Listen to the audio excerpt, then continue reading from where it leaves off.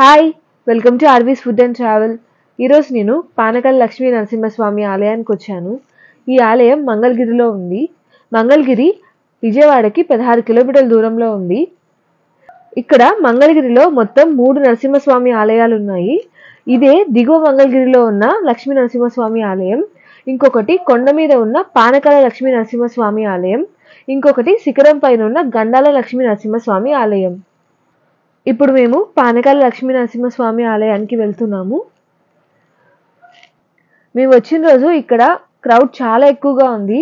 Free దర్శనంలో చాలా పెద్ద క్యూ ఉంది. సో 100 రూపీస్ స్పెషల్ టికెట్ తీసుకొని మేము దర్శనానికి వెళ్తున్నాము. ఈ ఆలయ స్థల పురాణం ఏమిటంటే, పూర్వం హిరణ్యకశిపుని సంహరించిన నరసింహస్వామి ఉగ్రరూపంతో అందరినీ భీతి కొలుపుతూ ఉన్నారు. అప్పుడు దేవతలందరూ స్వామివారిని శాంతించమని ప్రార్థిస్తారు. అయినా ఫలితం లేకుండా పోయింది. అప్పుడు శ్రీలక్ష్మి ఇక్కడ తపస్సు చేసి స్వామివారికి అమృతాన్ని సమర్పిస్తుంది. దాంతో స్వామివారు శాంతి స్వరూపులయ్యారు.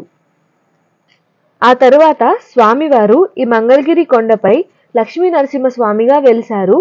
భక్తులు స్వామివారికి కృతయుగంలో అమృతాన్ని, త్రేతాయుగంలో ఆవు నెయ్యిని, ద్వాపర యుగంలో ఆవు పాలని సమర్పించారు. ఇప్పుడు కలియుగంలో బెల్లపు పానకాన్ని సమర్పిస్తున్నారు.